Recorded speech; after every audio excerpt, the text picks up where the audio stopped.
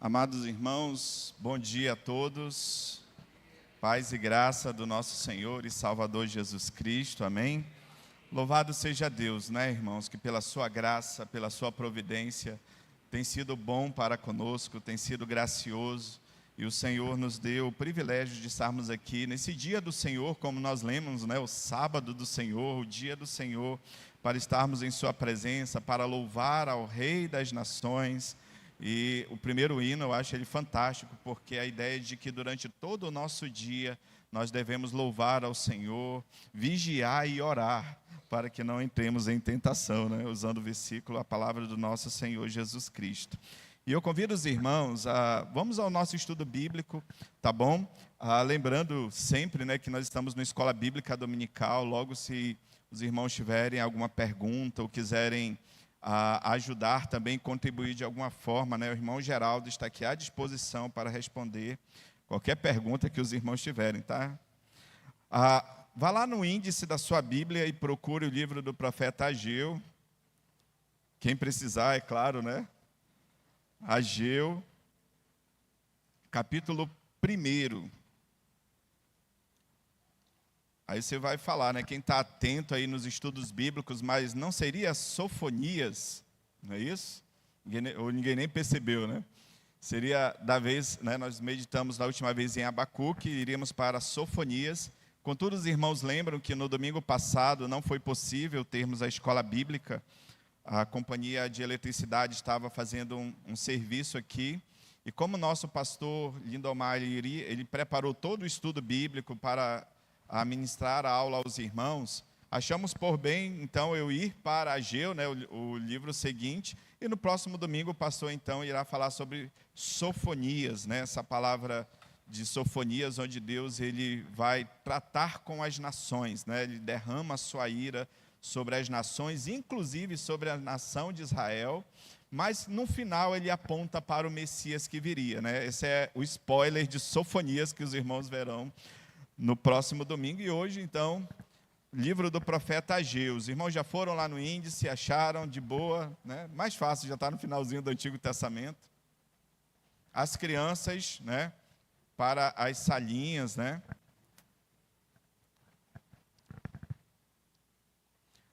Lembrando, irmãos, que hoje à noite, a partir de hoje, né, nós teremos a sala das crianças até 10 anos de idade, tá bom? Então, nós iremos separar a noite até aos 10 anos de idade, e a gente já vai falar, né, sobre mais professores, né, mais sobre auxiliares, né, vai ser durante aqui, porque primeiro a gente exorta, depois a gente faz o apelo, né, para o pessoal servir, né?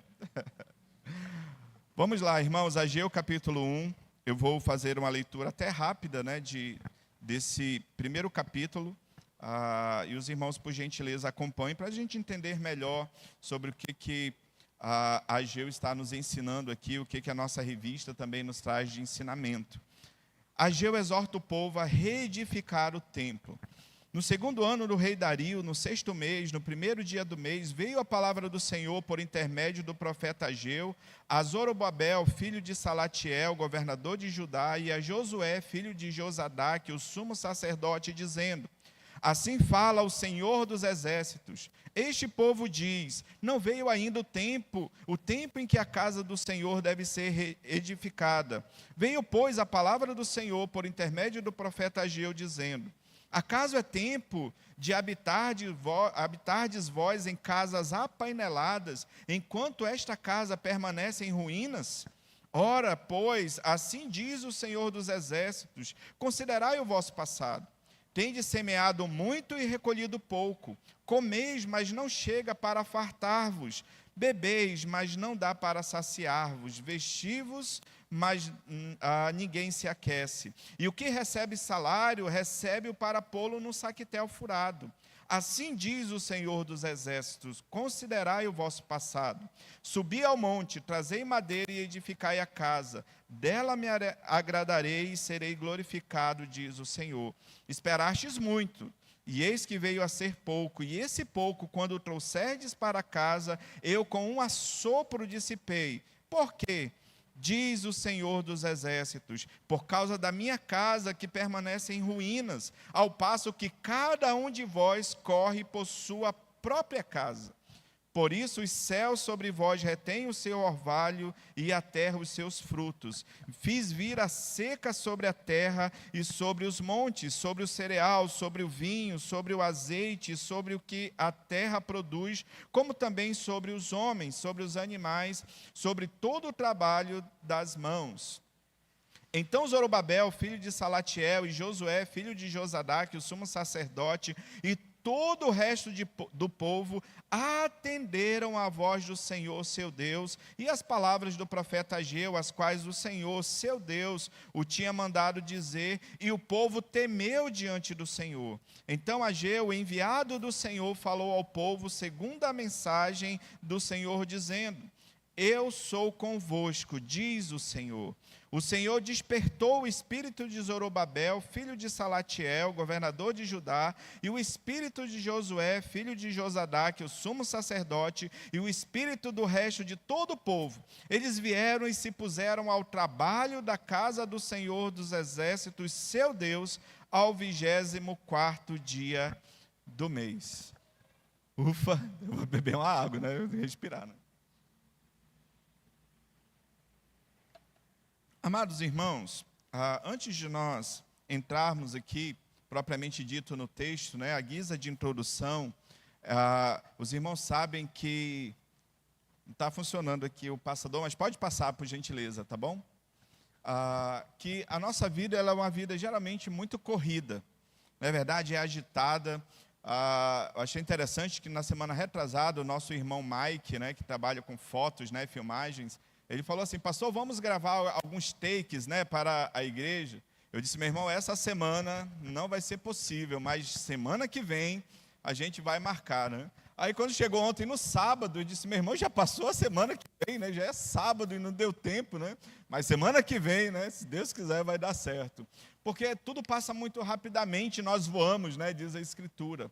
Irmãos, todos nós temos preocupações no nosso dia a dia. Certo? Coisas que são importantes e que, de fato, não há necessariamente problema nenhum em buscarmos essas coisas, né? Essas imagens que eu trouxe aos irmãos, elas falam um pouco sobre conforto, talvez, né? Você ali na beira de uma lagoa, né?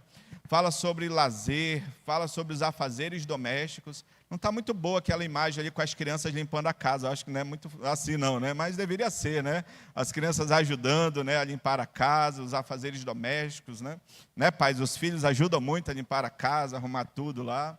Mas momentos com a família, nós amamos estar com a nossa casa, com nossos familiares. Tem o nosso trabalho também, certo? Que é muito importante. Nós saímos todos os dias de casa para nós trabalharmos. Tem alguns que frequentam academia, tem uns que gostam de correr, de caminhar, praticar alguma atividade física, outros gostam de jogos, né? Videogame, outros tipos de jogos, mas essas coisas fazem parte da nossa rotina, e não há problema nenhum nós querermos conforto, família, nós temos que trabalhar, não há nada de errado com essas coisas. Mas outras coisas também são importantes para a nossa vida, como, por exemplo, a obra do Senhor, como a nossa própria vida cristã, como, por exemplo, a nossa própria igreja. Então, nós também, fora tudo aquilo que eu falei, que faz parte da nossa rotina, a igreja também é chamada para pregar o Evangelho, para anunciar as boas novas de salvação, para as salas de escola bíblica dominical, há professoras que ensinam crianças, e nós precisamos de pessoas para ajudar nesse departamento que é tão importante para a igreja.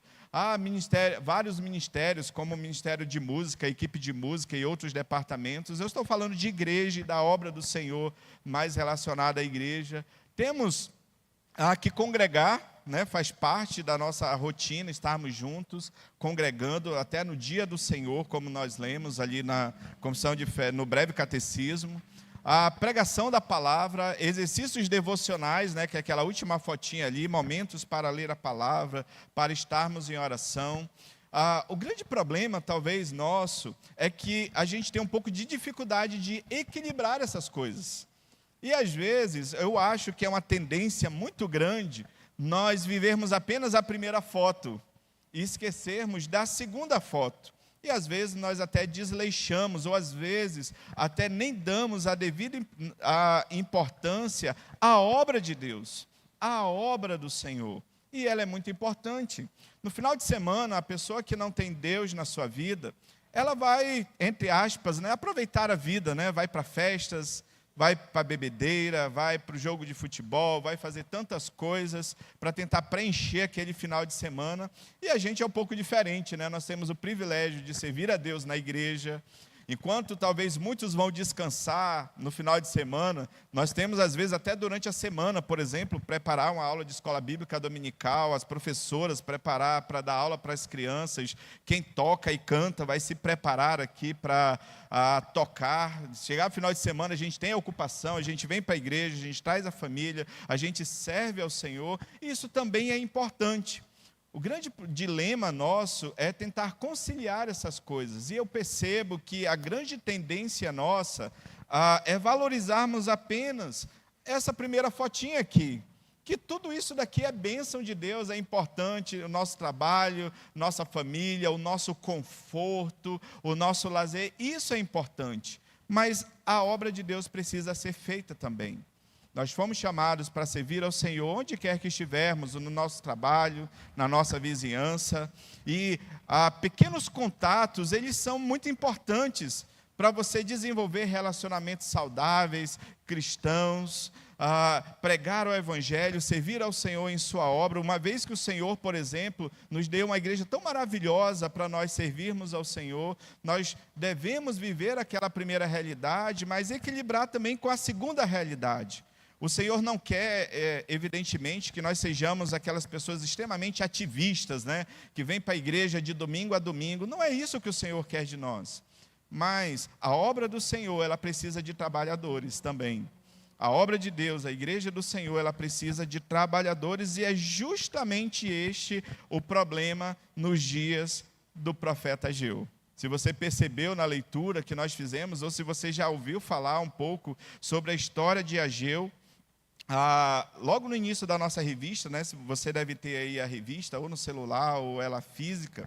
Quando Ageu anunciou a sua mensagem profética, o povo estava priorizando os interesses pessoais e focalizando as coisas materiais. O compromisso com Deus e sua obra estavam relegados a segundo plano. A preocupação com a restauração do serviço religioso havia desaparecido. Irmãos, vocês concordam comigo que parece que Ageu foi escrito hoje pela manhã? É muito atual a sua mensagem, porque parece que essa também é uma realidade dos nossos dias. A gente corre atrás das coisas pessoais da nossa vida, da nossa família, e às vezes a gente esquece da obra do Senhor. E às vezes a gente não contribui, a gente não participa ativamente da obra do Senhor. E aí surge uma pergunta: será que é possível nós equilibrarmos nossos interesses materiais, sociais e intelectuais com os interesses do reino de Deus? De que modo podemos atender às necessidades materiais sem prejudicar o cumprimento dos compromissos assumidos com o Senhor e a sua obra? E aí, irmãos, vocês acham que é possível conciliar essas duas coisas? Eu acho que a resposta é depende. Se você estiver numa igreja extremamente ativista, sabe aquela igreja, irmão Rony, que pede para você vir todo dia, e se você falta um dia, fala assim, está em pecado. Que exige ou coloca sobrecarga sobre os irmãos. Também essa sobrecarga pode ser assim, numa igreja onde muitas pessoas elas são desinteressadas com a obra. Aí, de repente, o irmão Alan está lá com seu coração motivado e vai falar, não, estou aqui para ajudar. Aí a gente dá 50 cargos logo para ele, porque não tem gente que ajude, né? E acaba sobrecarregando. E como é que o irmão Alan vai equilibrar a vida dele do dia a dia, porque quando ele chegar na segunda-feira, tiver aquele monte de relatório para fazer, ele vai estar com a cabeça lá, poxa, mas eu tenho que dar o estudo bíblico no domingo, eu vou tocar e aquela cifra mudou no meio da semana de repente, e agora como é que vai ser? Mas, irmãos, se tivermos uma igreja equilibrada, como nós temos, né, a nossa igreja não tem atividade todo dia, tem? Não tem, são poucas atividades. Então, é possível sim nós equilibrarmos isso na nossa vida, entre os nossos interesses pessoais, que são legítimos, são importantes, mas também o nosso interesse na obra de Deus. Então, um pouco do contexto histórico aqui do profeta Ageu, essa profecia é uma profecia pós-exílio. A última que nós estudamos, de Abacuque, lembra que era perto do exílio, né? O povo estava na iminência de ir para o exílio na Babilônia, e Deus chega com Abacuque e fala assim, ó, eu vou mandar os caldeus, nação impiedosa, né? E vocês vão para a Babilônia. Agora não, o povo já retornou, passou 70 anos na Babilônia, e ele é a primeira voz profética pós-exílio. Certo? É a primeira voz profética, depois vem Zacarias e vem Malaquias, né? Eles são contemporâneos, né? Eu falo de profetas. É claro que temos Esdras e temos Neemias também que falam desse período. Então, é a primeira profecia datada em 520 a.C., inclusive nós temos a data exata desses eventos em Esdras e Ageu, porque ele cita o dia exato em que aconteceu, ele se preocupa com esses detalhes. O discurso de Ageu, é claro, falando a palavra de Deus ao povo, ele é muito direto, ele é franco. Por isso que ele é o segundo menor profeta, né, de texto aqui, porque ele é direto, ele vai direto ao ponto, ele é extremamente objetivo.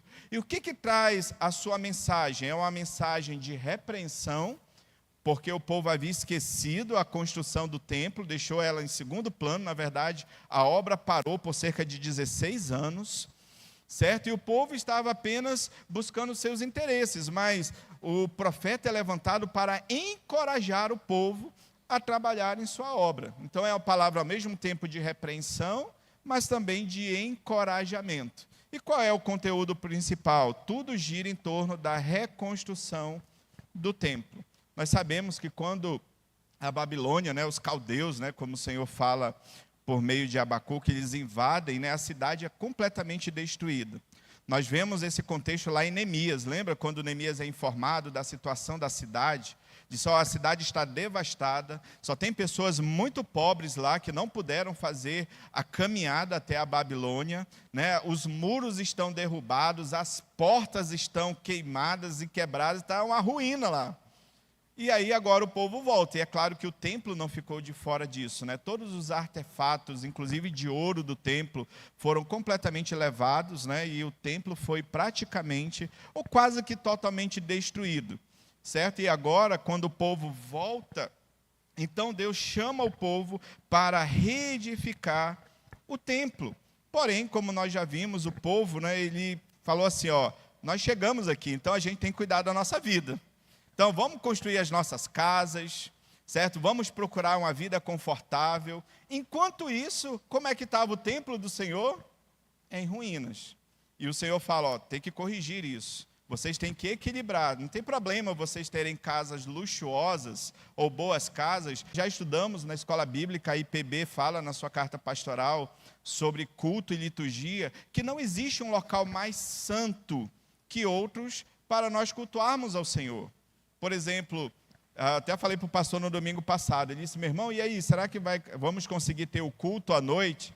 Aí eu falei assim, pastor, se de repente a gente podia fazer uma coisa inusitada, né? Podia levar os irmãos estão lá na frente da igreja, não vai ter culto, não tem energia elétrica, vamos lá para Ponta Negra fazer uma atividade evangelística lá, louvar ao Senhor lá, colocar um violão. A gente poderia ter feito um culto lá na Ponta Negra? Sabemos que sim.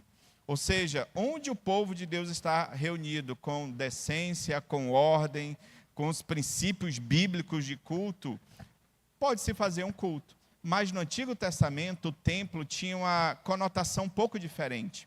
Porque o templo representava a presença de Deus no meio do povo. Não era assim? Por exemplo, qualquer pessoa poderia entrar no templo? Não. O sumo sacerdote, ele poderia entrar no templo uma vez por ano. E se ele entrasse em pecado lá, por exemplo, não se purificasse, o que aconteceria? ele morreria, né? Tanto é que tinha uns sininhos, né, Caio, assim, né? De repente parou de chacoalhar os sinos, opa, puxa pela corda, né? Tinha uma corda que amarrava ao calcanhar, ó, puxa pela corda que esse já foi. O Antigo Testamento, o templo representava a própria presença de Deus no meio do povo. Isso é muito claro quando Deus manda construir aquele tabernáculo. Não era qualquer um que podia entrar a qualquer momento, e era ali que se oferecia os sacrifícios pelo pecado do povo. Então representava a própria presença de Deus no meio do povo. Por isso que era tão importante a construção ou a reconstrução do templo aqui. E aí nós vamos a algumas lições, né? Isso é só a introdução, né? Tem mais 2 horas aqui, ó. Irmãos, vamos então às nossas lições a partir desse apanhado, desse contexto. Já tem texto, irmãos, nos ensina que servir ao Senhor é um privilégio que deve ser valorizado. É um privilégio, irmãos. Quantos aí fora não têm esse privilégio? Podemos dizer que a maioria das pessoas no mundo, a grande maioria delas, não tem esse privilégio que nós temos de servir ao Senhor, de fazer parte do povo de Deus, o povo eleito, escolhido de Deus. Irmãos, isso é um privilégio, é um presente imensurável e indescritível. Ageu denunciou de forma contundente a paralisação da obra por um período de 16 anos. As intrigas políticas e religiosas e as preocupações com os interesses pessoais contribuíram para essa paralisação. O fato é que havia maior interesse para com o que trazia vantagens materiais. O plano de Deus e a reconstrução da casa foram colocados em segundo plano. Vamos ler o versículo 4 desse texto aqui, do texto de Ageu. O que diz o versículo 4? Tem um outro microfone aí? Tem? Pode pegar para mim, irmão Caio, por gentileza, que daí eu não quero ficar falando sozinho aqui, né? Vou já fazer como pastor. Vamos colocar de pé um pouco, né? Versículo 4 diz assim, ó: acaso é tempo de habitardes vós em casas apaineladas, enquanto esta casa permanece em ruínas? Essa é a pergunta que Deus faz para o povo. O que acontece aqui? Vocês já viram, quando eu era mais adolescente, né, o pastor Givão era o meu pastor, né, naquela época, né? E eu era adolescente, quando tinha essa expressão casas apaineladas, eu pensava assim, né? Vê como eu era teólogo já. Será que tem a ver com casas apaineladas, né? Será que tem a ver com panelas? É claro que não, né? Hoje eu sei que não, mas naquela época era a primeira coisa que vinha à minha mente. O que o Senhor diz aqui? O que eram casas apaineladas? Eram casas, naquela época, extremamente luxuosas. Tipo assim, o povo não voltou para construir assim, eu vou construir uma casa simples, modesta, mas vamos dar atenção para a casa do Senhor. Eles queriam mais que isso. Casas apaineladas, geralmente, assim, claro, tinha casas e casas, mas via de regra, eram casas forradas com cedro, com madeira de lei, madeiras luxuosas, caras, né? Que dava muito trabalho para serem trabalhadas. E eram casas, algumas delas eram todas revestidas de cedro. Né? Deve ser igual a casa do irmão Rona, né? Ainda não fui lá, mas deve ser a casa dele. Toda revestida de cedro, aquela madeira de lei. E era assim. E o Senhor fala, vocês estão vivendo no luxo. Vocês buscam o melhor para vocês, materialmente falando. Vocês querem a sofisticação, vocês querem que as pessoas cheguem na casa de vocês e falem assim, nossa, olha que casa bonita. Vocês querem o melhor para vocês. Mas olha como é que está o templo. Em ruínas. E vocês não se preocupam com isso. Vocês não estão ligando para a prioridade que é o templo. O fato, a situação semelhante verifica-se hoje, aí na nossa revista diz, quando muitos se mostram desinteressados pelas demandas do reino de Deus, naquele tempo foi a negligência quanto à restauração do templo. Atualmente, o pouco interesse demonstrado pela oração, pelo estudo da palavra, a falta de assiduidade nas atividades da igreja, o desinteresse no exercício de cargos na igreja, podemos até dizer serviços na igreja, a frouxidão do testemunho cristão e a falta de amor fraternal. A grande verdade, irmãos, é que às vezes a gente está tão preocupado de ganhar um pouco mais, de ter mais dinheiro, de fazer uma viagem, de ter uma roupa melhor, de ter um carro melhor. E às vezes a nossa vida começa a girar sempre só em torno dessas coisas e nos esquecemos da obra do Senhor. É essa denúncia que Deus está fazendo ao povo aqui, quando na verdade a prioridade, na verdade é o contrário do que Davi fez. Davi era um rei extremamente rico, era um rei, após ele conquistar tantas coisas, vencer tantos exércitos, Davi morava numa casa apainelada. Ele morava numa casa de cedros. Mas olha o que ele diz ao profeta Natã, em 2 Samuel, capítulo 7, versículos 1 e 2.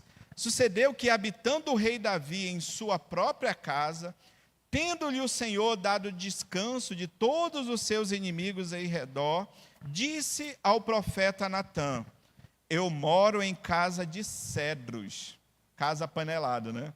Eu moro em casa de cedros e a arca de Deus se acha numa tenda. Percebem aqui o que Davi está falando aqui? Gente, Deus me abençoou. Irmãos, tudo que Deus nos dá é bênção. É presente de Deus, é graça de Deus sobre as nossas vidas. E nós precisamos ser gratos ao Senhor por isso. Mas quando você pensa assim, eu tenho tudo, mas olha como é que está a obra de Deus. Olha como é que estão as coisas de Deus. A obra de Deus sempre vai precisar de mais trabalhadores, porque a seara ela é muito grande, mas os trabalhadores são poucos. Será que os trabalhadores não são poucos porque a gente está tão preocupado com as coisas dessa vida e está desinteressado com as coisas de Deus, com as coisas do Senhor? Davi, ele se sentiu incomodado, ele disse, poxa, eu moro numa casa de cedros, como que a arca da aliança do Senhor vai ficar numa tenda? Então ele propõe no seu coração, construir, um templo, mas não aquele móvel, Então o Senhor diz, você não vai construir, mas é bom o seu intento. Então o seu filho Salomão é quem vai construir, que foi o segundo templo. Então, irmãos, a questão é, será que o Senhor é uma prioridade? Será que você se sente, será que eu me sinto privilegiado em servir na obra do Senhor? Será que eu vejo assim, poxa, que bênção eu servir ao Senhor, eu me comprometer com a sua obra? Será que você se sente um privilegiado? Ou será que é um peso gigantesco nas suas costas? Irmão Caio, passa o microfone para o... Pode jogar daí que o Eldo pega, brincadeira.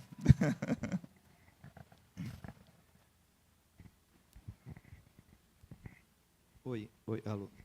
Pensando nesse capítulo de Ageu, pastor, me veio à mente um texto, porque a gente vê que o Senhor, ele mostra o pecado do povo e com o desleixo com a casa do Senhor. Aí eu lendo em Atos 7, 47, diz assim, mas não foi Salomão a quem ele edificou a casa. Entretanto, não habita o Altíssimo em casas feitas por mãos humanas, como diz o profeta. O céu é o meu trono, a terra é o estrado dos meus pés. Que casa me edificareis, diz o Senhor, ou qual é o lugar do meu repouso? Não foi porventura a minha mão que fez todas as coisas? Claramente o Senhor não está preocupado com uma casa. Mesmo nesse texto de Ageu, o Senhor não estava preocupado com uma casa. Sim. E eu sei que não existe contradição nenhuma nas Escrituras, longe de mim.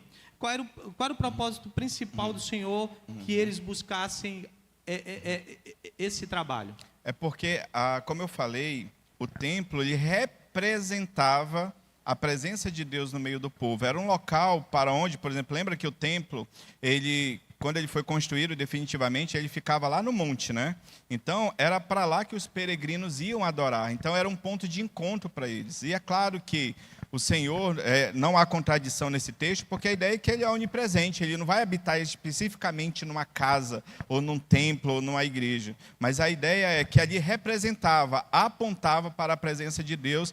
Tanto é que a arca também tinha essa função. Tanto é, lembra que quando o povo ia para a guerra, eles levavam à frente a arca da aliança, que representava que Deus ia acompanhando o povo. Então, era uma ideia mais de representação. É claro que por várias vezes Deus se manifesta ali teofanicamente, como nós falamos, Tanto é que, lembra que quando o primeiro templo é construído e o segundo templo diz que eles não podiam entrar, porque a glória do Senhor encheu o templo, né? Então, é claro que havia algumas manifestações de Deus presencialmente ali no templo, mas era mais essa representação do local onde eram oferecidos os sacrifícios pelo pecado do povo. Então, era um local extremamente importante, porque você chegava na presença de Deus naquele local e você falava: Senhor, eu pequei.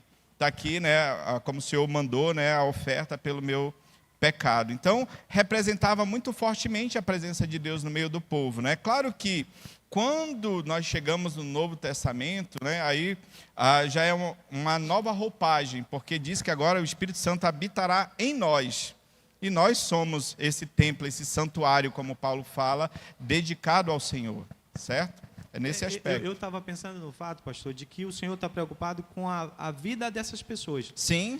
Tudo isso, quando a gente serve o Senhor, não é o Senhor que precisa da serviço. Nós necessitamos de nos aproximar dele. Aquilo que aconteceu lá veio até o Novo Testamento. Tudo aquilo o Senhor dirigiu. E as pessoas necessitavam disso. Então, eu vejo que o cuidado do Senhor com esse povo. Sim. Porque quando nós nos afastamos, não é o Senhor quem sofre.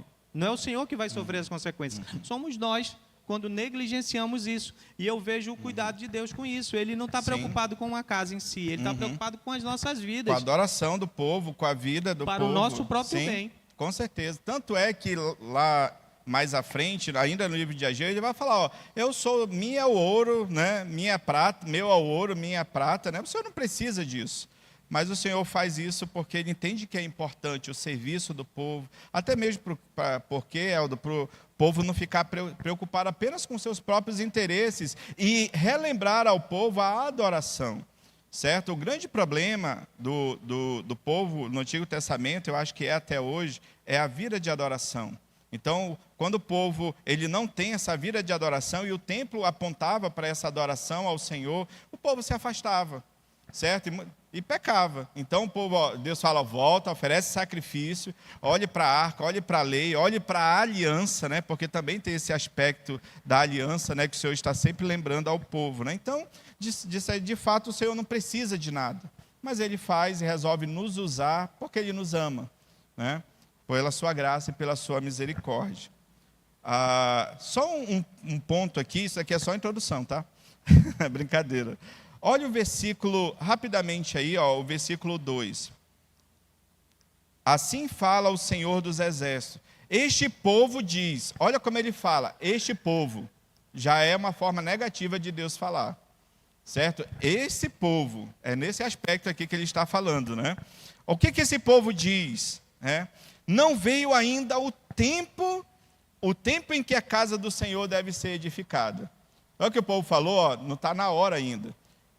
Possivelmente, porque o Senhor disse que o cativeiro duraria quantos anos? 70 anos, não é isso? E aí agora está no ano ainda 520, irmão Messias. Aí o povo fala: opa, ainda falta 4 anos ainda para cumprir certinho. Então, o povo começou a dar desculpas aqui. Ainda não é o tempo, não chegou a hora ainda. Irmãos, o tempo também é um problema para a gente, não é? Porque a nossa vida é tão corrida. E é muito fácil a gente falar assim: eu não tenho tempo para Deus. Eu não tenho tempo para as coisas do Senhor. Mas quando a gente quer, a gente arruma tempo. Não é verdade? Quando a gente quer, quando é algo muito importante, se for preciso, você falta até trabalho. Você conversa com o seu chefe, você fala assim: eu vou precisar resolver um compromisso amanhã. Às vezes é um dia de lazer, né? Você fala assim, um compromisso, né, com a minha família. Você dá um jeito, você vai, você faz e você acontece. Mas às vezes para as coisas de Deus é muito simples a gente falar: eu não tenho tempo. Ou você falar assim: eu estou indisposto. Né? Pensa numa palavrinha que me dói assim na costela, né? Eu estou indisposto, né? Mas, quando é importante, a gente dá tempo, a gente valoriza. Irmãos, nos sintamos privilegiados de servir ao Senhor em sua obra, em seu reino. Segundo, na realização da obra do Senhor, devemos estimular uns aos outros. É exatamente isso que o Senhor fez. Olha aí o capítulo 2, versículo 4 e 5. Ora, pois, ser forte, Zorobabel, diz o Senhor, e ser forte, Josué, filho de Josadaque, o sumo sacerdote, e tu, todo o povo da terra, ser forte, diz o Senhor, e trabalhai, porque eu sou convosco, diz o Senhor dos exércitos. O período era difícil. Lembra que o Senhor mesmo havia cerrado os céus, havia uma época de seca, de extrema miséria naqueles dias, né? Eram dias difíceis, mas o Senhor chega e encoraja o povo. Sejam fortes, podem ir, reedifiquem. Ele trata primeiro com Zorobabel, que era o governador, e depois com Josué, não é isso? Que é o sumo sacerdote, ou seja, a tratativa de Deus com a sua igreja, com o seu povo, ela começa com a liderança. Os irmãos podem ler o livro de Ageu, é o tempo inteiro. Você viu que eu li várias vezes a mesma coisa? Zorobabel, filho de Salatiel, Josué, né?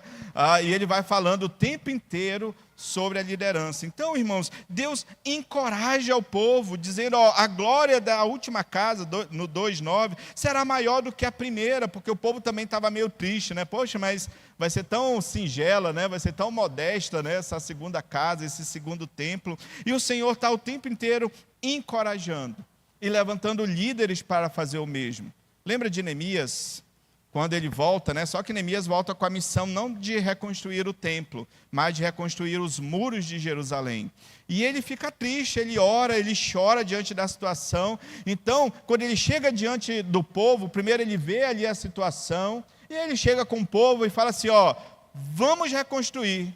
E ele empolga, e ele anima o povo, e ele estimula, ele encoraja o povo, e diz que a obra do Senhor, ela teve um up, né, gigantesco. Aí diz lá, porque o povo tinha ânimo para trabalhar, mas o Senhor abençoou, o líder estimulou, e os irmãos serviram. E aí, Hebreus 10, 24 e 25 diz assim, consideremo-nos também uns aos outros, para nos estimularmos ao amor e às boas obras. Na obra de Deus, irmãos, precisamos encorajar mais uns aos outros. Às vezes, de repente, eu posso estar, assim, fervoroso, né? Com o coração ardendo para servir ao Senhor, e às vezes o irmão Paulo Renan não.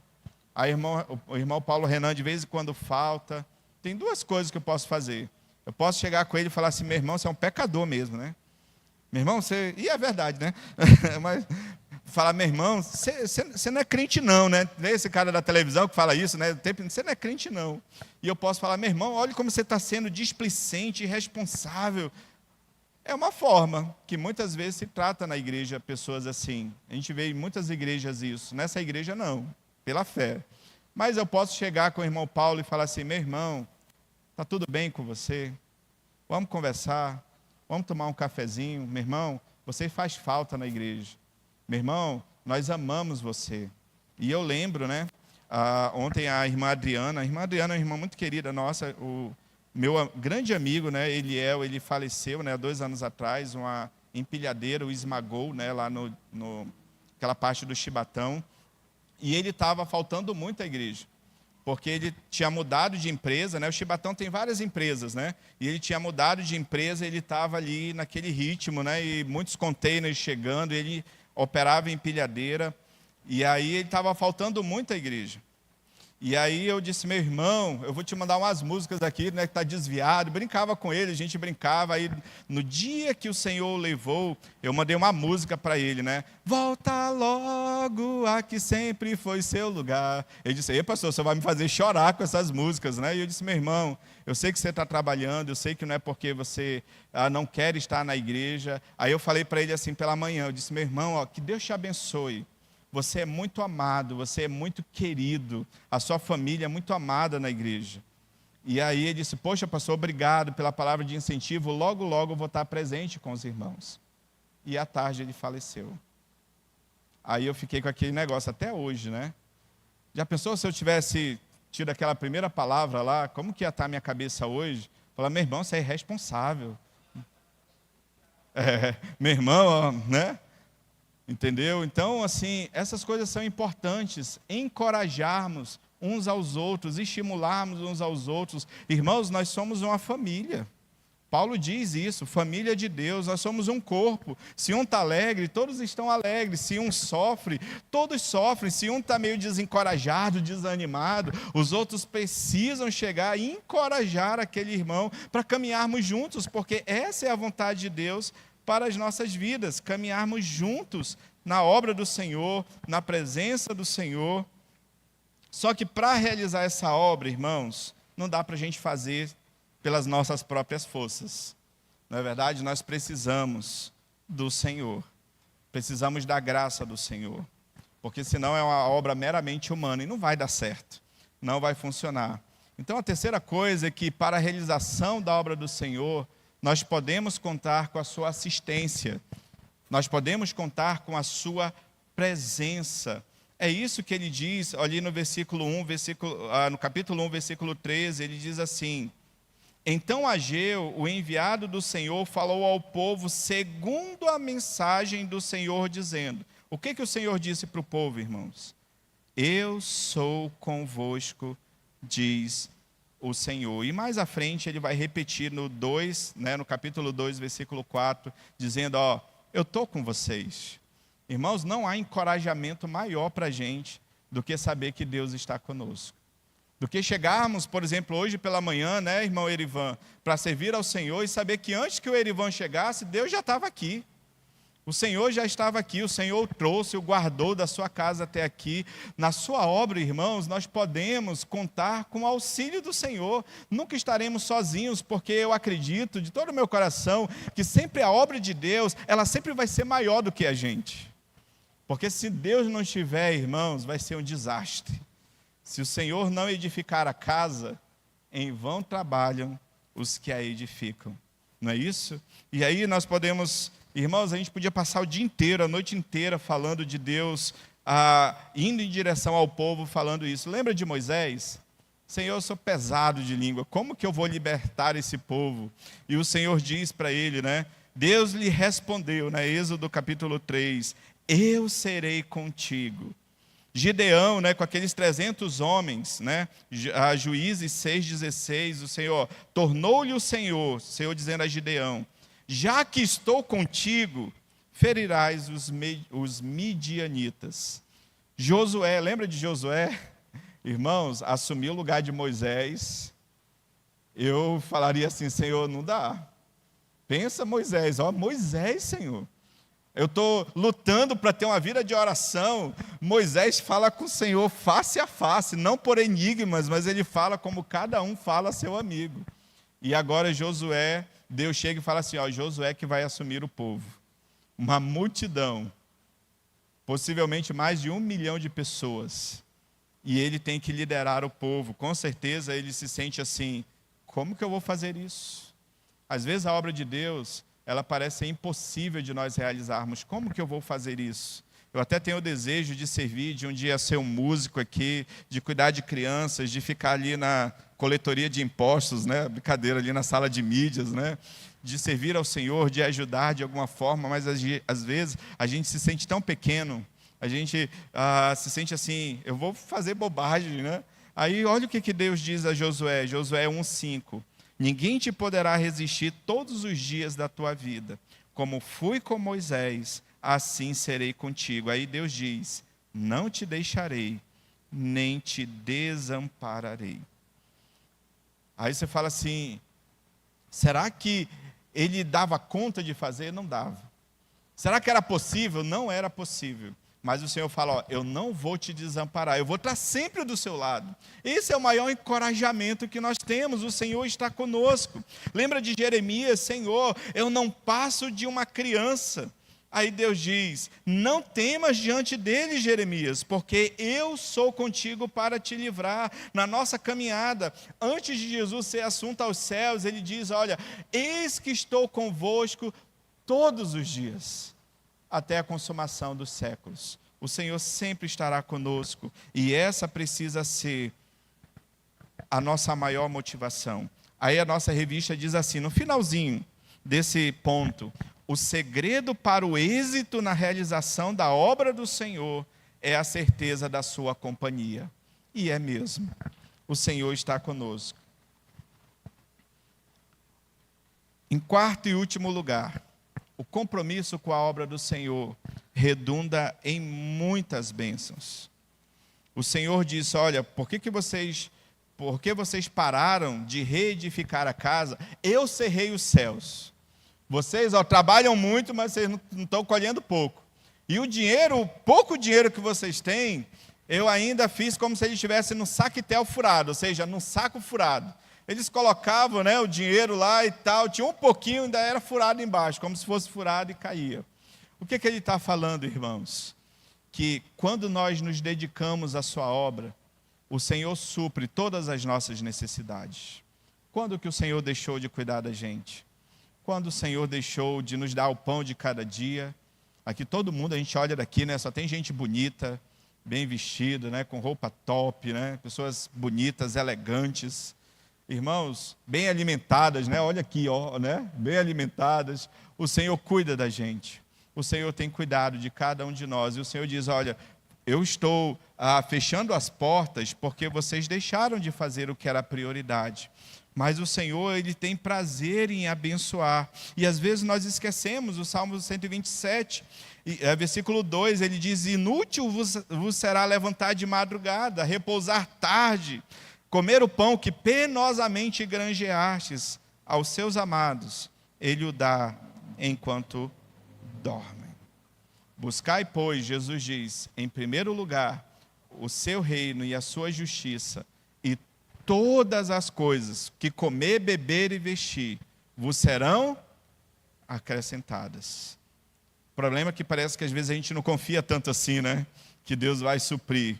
Né? Então, o Paulo Renan, o compromisso com a obra de Deus, irmãos, ele é extremamente abençoador para nós. Irmão Paulo, ele foi só um exemplo, tá? Naquela hora, tá? Tá certo. Pastor, o senhor citou Ageu 2:9, né? A glória da segunda casa será maior do que a primeira e tal. E geralmente a gente vê muito esse versículo sendo utilizado de forma bem leviana, né? Assim, bem teologia da prosperidade, teologia né? da prosperidade, tudo. Mas a gente pode ver uma figura messiânica nessa questão de Ageu 2:9 e antes também, porque assim, lá no Novo Testamento a gente vai ver que Deus estabelece o seu tabernáculo entre os homens, né? Sim. E é como se fosse um verbo, Deus tabernaculando com Sim. o seu povo, né? Uhum. Então assim, a figura do templo, ela tem de fato uma figura que foi teve o seu papel no Antigo Testamento, mas no Novo Testamento a gente entende que o Senhor Jesus é o cumprimento de tudo isso, né? Então, é certo a gente ver essa figura messiânica nesse versículo 9, em que a glória da segunda seria casa muito maior. Será maior do que a primeira, né? Sem dúvida, Paulo. Os comentaristas, né, desse texto apontam, né, como uma passagem extremamente messiânica, porque, de fato, o templo era mais simples. Tanto é que em outras passagens o povo chora, né, porque vê assim, nossa, olha o templo que a gente tinha e olha esse agora, né, mais modesto, mais simples. Mas, na verdade, isso aponta para o Messias que viria. A glória da segunda casa é porque agora Cristo viria na plenitude dos tempos. Após aquele período ali, Jesus agora viria para justamente cumprir essa profecia. E agora Ele estaria entre nós, né? Ele veio e habitou entre nós, cheio de graça e de verdade. Então, é um apontamento para aquele que viria depois. Sem dúvida, é uma passagem que é messiânica, sem dúvida. Ok? Irmãos, para nós concluirmos aqui, às vezes você pensa assim, poxa, pastor, mas de maneira prática, né? Como que eu vou fazer isso, né? Como que eu posso me envolver na obra de Deus? Como que eu posso viver isso na minha vida? Aí eu fui para a Constituição da Igreja Presbiteriana do Brasil. Não sei se todos sabiam, mas a nossa igreja tem um manual chamado Manual Presbiteriano. Aqui tem a Constituição da igreja, o funcionamento da igreja, como se forma a igreja, deveres, direitos, né? Tem o Código de Disciplina. certo? E tem os princípios de liturgia, né, que nos auxiliam na liturgia. E eu achei bem interessante trazer aqui, o artigo 14 da Constituição, né, da igreja. São deveres. Um pastor amigo meu, ele sempre quando ensinava a igreja, ele passava isso daqui, e de fato eu concordo com ele. Não são deveres, são privilégios. Vê se você vai concordar comigo. Dos membros da igreja, conforme o ensino e espírito de nosso Senhor Jesus Cristo. Vê se é mais dever ou se é um privilégio, irmão Geraldo, depois, tá? Primeiro aqui, viver de acordo com a doutrina e prática da Bíblia, da Escritura. Isso é um dever ou isso é um privilégio? Isso é um privilégio. Honrar e propagar o Evangelho pela vida e pela palavra. É um privilégio. Sustentar a igreja, aqui muitos não vão concordar, mas é bíblico, irmãos. Sustentar a igreja e as suas instituições moral e financeiramente. É uma bênção podermos contribuir na obra do Senhor e dar bom testemunho para que o Senhor abençoe a igreja e para que o mundo veja que naquela igreja há cristãos que amam ao Senhor de todo o coração, moral e financeiramente. Obedecer às autoridades da igreja enquanto estas permanecerem fiéis às Escrituras Sagradas. Participar dos trabalhos e reuniões de sua igreja, inclusive assembleias. Os irmãos concordam comigo que isso daqui são mais privilégios do que deveres? Isso é privilégio, irmãos. Isso é coisa para crente. Isso é coisa para servo de Deus. É ter uma vida prática na palavra de Deus. E no final, o salmista coloca isso, né? Lá no finalzinho da revista, conclama a todos: sirvam ao Senhor com alegria. Servir ao Senhor, irmãos, não pode ser um peso, um fardo. Nossa, chegou domingo, eu tenho que ir para a igreja. Poxa, eu estou na escala do louvor, vou ter que chegar mais cedo um pouco para cantar, para tocar. Irmãos, isso é privilégio para nós. Eu diria que servir ao Senhor é um grande presente. E nós não estamos sozinhos. O Senhor abençoa. Paulo diz aos Efésios que o Senhor mesmo concede dons à igreja para o desempenho do seu serviço. Deus capacita. Aí alguém pode perguntar: pastor, mas como que eu sei, como que eu acho o meu lugar na igreja? Se você ler a carta aos Efésios, você vai entender claramente que a melhor forma de você achar o seu lugar na igreja é se envolvendo com ela. Tente, né? Você fala assim: será que é um ministério infantil? Chega com a irmã Yasmin, conversa com ela e fala assim: eu posso assistir uma aula, eu posso ser auxiliar numa aula. De repente você fala: poxa, queria tocar um violão na igreja, eu não sei tocar. Tenta, né? Compra um violão, empresta um violão, vê se você leva jeito e vai se envolvendo. Mais dia, menos dia, você vai achar o seu lugar. Um local onde você pode servir. Não necessariamente, irmãos, precisa ser em cargo de liderança na igreja. Eu não estou falando de liderança, porque tem pessoas que foram chamados para os bastidores da igreja. Colocar para falar aqui na frente, às vezes, é um tabu, é difícil, é complicado, ele não leva jeito para isso, mas ele pode ajudar nos bastidores da igreja, que é um trabalho igualmente importante. Cada um no corpo de Cristo é importante, é relevante. Então, irmãos, isso é privilégio para nós, e servir ao Senhor precisa ser uma alegria para a gente. Se envolva, tente, né? Vá para algum departamento, converse com irmãos, tente ajudar de alguma forma, né? Tem um período da minha vida que eu estava meio assim, buscando, né? O que eu posso fazer, né? Aí teve, naquela época, né? Graças a Deus hoje já mudou isso, não existe mais isso. Mas tinha uma época que na igreja presbiteriana, onde eu era membro, tinha grupo de coreografia. Irmãos, pensa numa vergonha, num vexame. Parece que não tem vídeo disso. Deus é maravilhoso. Pensa no cristiano dançando. É horrível. Eu acho a mesma coisa pensar no Robocop fazendo algum tipo, né? É horrível, horrível, horrível. Irmãos, eu me arrependo tanto daquilo. Mas eu tentei, né? Eu fui lá, eu tentei, eu coloquei aquela camisa branca, aquela calça preta, que era a modinha da época, né? E eu tentei. Fui dar aula para criança, irmãos, quase tive crise de ansiedade, né? Pensa aqueles meninos correndo e vinha e puxava meu cabelo e aquela coisa, eu disse: não é minha área, né? Não é minha praia.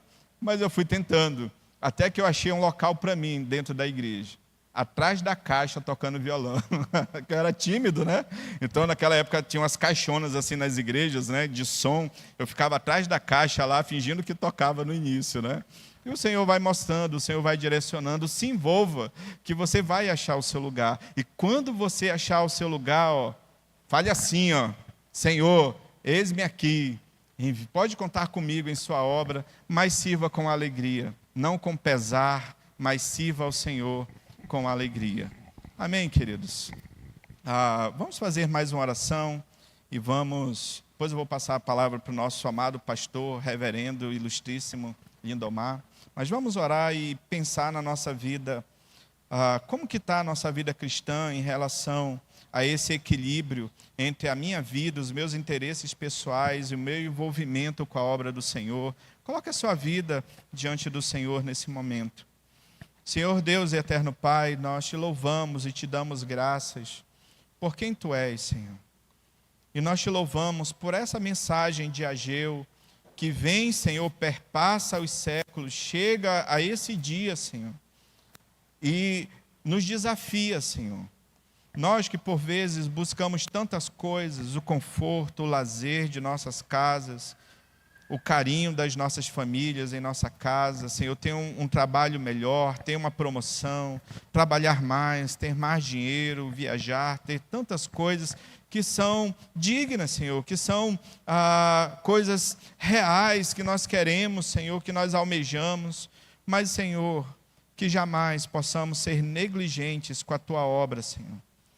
Que o Senhor seja a nossa prioridade e que nós possamos, onde quer que estivermos, que nós possamos ser verdadeiros crentes, crentes fiéis ao Senhor, vivendo, Senhor, com a nossa vida, pregando a Tua palavra, mas entendendo que o Senhor nos deu, Senhor, algo a fazer em Sua obra. Que o Senhor nos ajude pela Tua graça, pela Tua misericórdia, para que possamos priorizar as coisas do Senhor também nas nossas vidas, e que não seja um fardo, que não seja pesado, mas que seja motivo de alegria para nós, e assim como o salmista nos exorta, queremos servir ao Senhor com alegria, queremos servir aos outros com alegria, queremos, Senhor, evangelizar esse mundo com alegria, e tudo aquilo, Senhor, que o Senhor nos der o privilégio, a graça de fazermos em Sua obra, que possamos fazê-lo, Senhor, de todo o nosso coração, que possamos fazer o melhor que nós pudermos para o Senhor, e entender que o Senhor é a nossa prioridade. Faz isso em nossas vidas, abençoa-nos, em nome de Jesus é que nós oramos. Amém e amém. Convidar o nosso amado irmão, pastor Lindomar, para nos trazer uma saudação nessa manhã. Eu acho que podemos também, né, pastor, orar pelos irmãos que estão enfermos, né?